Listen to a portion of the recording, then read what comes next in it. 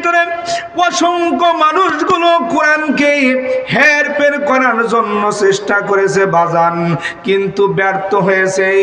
কিয়ামত পর্যন্ত ব্যর্থ হবে, কখনো কোরআনের একটা অক্ষর পর্যন্ত উলট পালট করতে পারবে না। কোন ঠিক কিনা? খুতবার ভিতরে উলট পালট করার চেষ্টা করেছিল। এই পৃথিবীর ভিতরে যত মানুষ বাজান কোরআনের উপরে হাত ঘুরাইতে চাইবে, ততগুলো মানুষের হাত ভেঙ্গে যাবে, পা ভেঙ্গে যাবে, ধ্বংস হয়ে যাবে। মহাগ্রন্থাল কোরআনের একটা জের থেকে জবর উল্টা পুল্টা করতে পারবে না। কোন ঠিক কিনা? শুনেছিলাম ভারত থেকে নাকি মোদী সেই কোরআনকে উল্টা পুল্টা করার জন্য চেষ্টা করেছিল, আয়াতকে উল্টা পুল্টা করার জন্য চেষ্টা করেছিল বাজান। আহারে, প্রত্যেকটি মুসলমানের অন্তরের ভিতরে কোরআন আছে, নবী আছে, আল্লাহ আছে। কোন ঠিক কিনা? কোরআনের একটা আয়াত কেন, কোরআনের একটা জের জবর যদি উল্টা পুল্টা করতে চাই, বাংলার জমিন থেকে সে কোনোদিন খালি হাতে যেতে পারবে না। কোন ঠিক কিনা? আসসালামুন আলাইহি ইয়াওমা বুলিদা ওয়া ইয়াওমা ইয়ামুতু ওয়া ইয়াওমা ইবআসু হাইয়া। আমার আল্লাহ রব্বুল আলামিন সুন্দর করে আমার আপনার নবীকে জানায়া দিলেন, না বন্ধু, আপনি ভালো করে শোনেন, কথাগুলো আপনার উম্মতের মাঝে প্রচার করবেন। এই কথাগুলো কিয়ামত পর্যন্ত কোরআন অক্ষুণ্ণ থাকবে, আর এই কথাগুলো কিয়ামত পর্যন্ত মানুষ শুনবে, আমল করবে। কারণ হলো এই কোরআন এমন একটা গ্রন্থ, এই কোরআনকে কোনোদিন কোনো ব্যক্তি হেরফের করতে পারবে না। কোন ঠিক কিনা?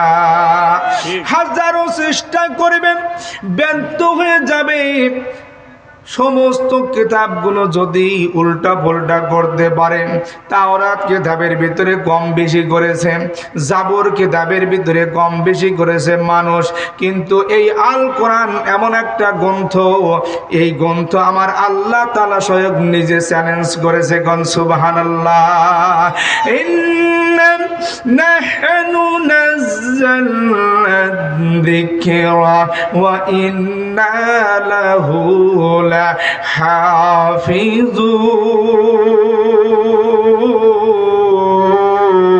হাফিজুন। আমার আল্লাহ রাব্বুল আলামিন সুন্দর করে কোরআনের ভিতরে জানা দিলেন, ইন্না নিশ্চয় আমি, নাহানু নাযালনা যিকরা, আমি স্বয়ং পবিত্র মহাগ্রন্থ কোরআন নাজিল করেছি, ওয়া ইন্না লাহু লাহাফিজুন,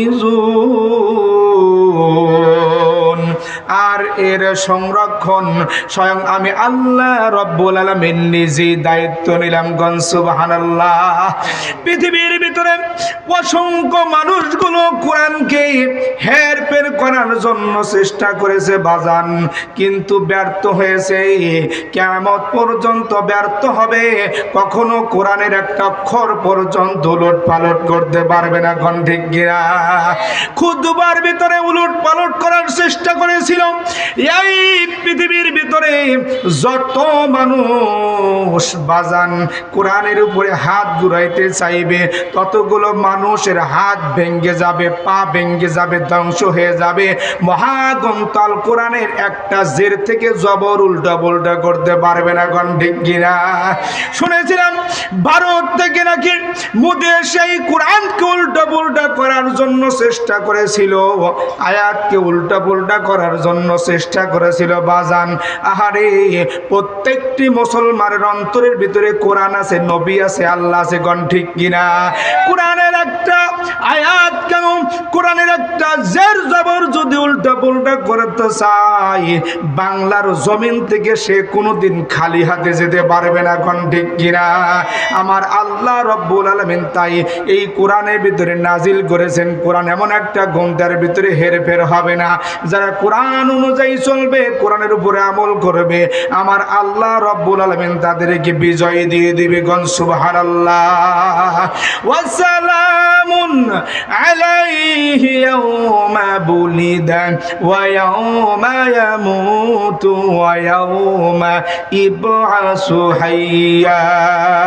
তিনটি সময়ের কথা আমার আল্লাহ তাআলা বললেন, কোন ব্যক্তি যদি তিনটি সময়ে আমি আল্লাহ তাআলার শান্তি পায়, ওই ব্যক্তি ফাকাদ ফাজ, সফল হয়ে গেল। সেই বাম্পার কোন সুবহানাল্লাহ। ওয়াসালামুন আলাইহি ইয়াওমা বুলিদা। এক নাম্বার কথা আমার আল্লাহ তাআলা বলতেছেন, এক নাম্বার হলো যখন তুমি ছোট্ট ছিলে, যখন তুমি ওই মার পেট থেকে যখন তুমি এই রঙিন পৃথিবী পদার্পণ করেছিলে, এই সময়কার কথা বলতেছে ইয়াওমা বুলিদা। ওই ছোট্ট দিনের কথা স্মরণ করো বান্দা।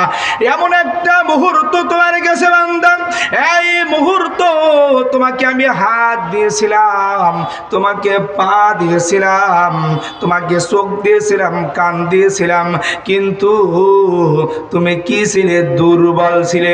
কি ছিলে বলেন তো? দুর্বল ছিলে। হাত ছিল বান্দা, কিন্তু তুমি হাত দ্বারা কাজ করতে পারোনি। তোমার আঙ্গুল ছিল হাত দিয়া, তুমি কোন কাজ করে ধরে কাজ করবে তা পারোনি। তোমাকে পা দিয়েছিলাম, পা ছিল, কিন্তু পা দ্বারা তুমি হাঁটতে পারোনি। তোমাকে সমস্ত অঙ্গ প্রত্যঙ্গ তোমাকে দেওয়া হলো, কিন্তু এমন একটা সময় বুলিদা, ওই ছোট্ট শিশু সময়ে তুমি এগুলো গাজায় লাগাইতে পারোনি।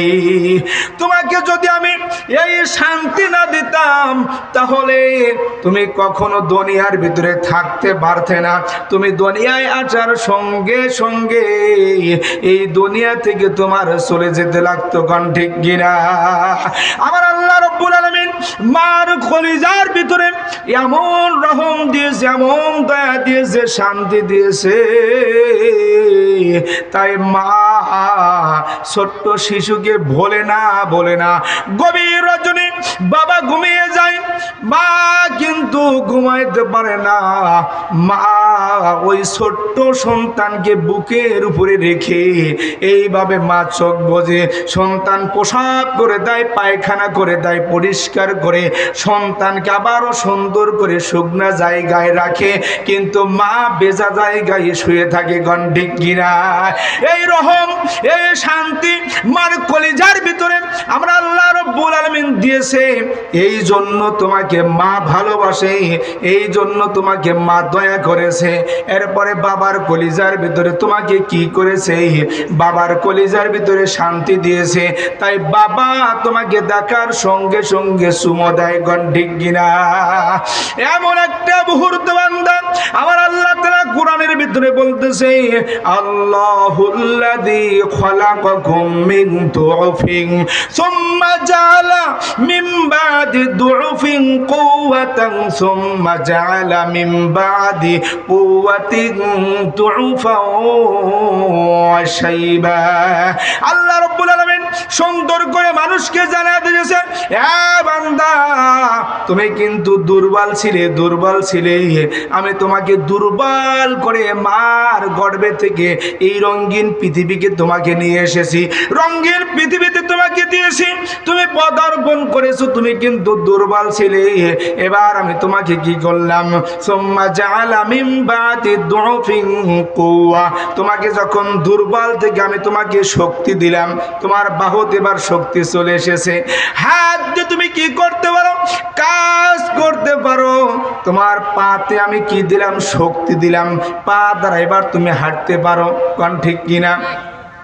জবান ছিল, কথা বলতে পারোনি, এবার তোমার জবানের ভিতরে আমি শক্তি দিলাম, জবান দ্বারা তুমি কথা বলতে পারো। বান্দা সমস্ত শক্তিগুলো তোমাকে দিলাম, আর তুমি শক্তি পেয়ে ওই দুআফিন দুর্বল কথাটা তুমি ভুলে গেছো, ওই শিশুবেলার কথাটা তুমি ভুলে গেছো, মালিককে ভুলে গেছো। এবার মালিকের সাথে দুশ্মনী করা শুরু করে দিয়েছো। আল্লাহর কসম করে বলতেছে, যারা ওই আল্লাহর সাথে রবের সাথে দুশ্মনী করবে, কোরআনের সাথে দুশ্মনী করবে, যারা প্রিয় নবীর সাথে দুশ্মনী করবে, কসম করে বলতেছি আল্লাহর, তারা কোনোদিন সুখ পাবে না, দুনিয়াতেও না, পরকালেও না। তাদের লাঞ্ছিত বঞ্চিত হবেই হবে। কোন ঠিক কিনা?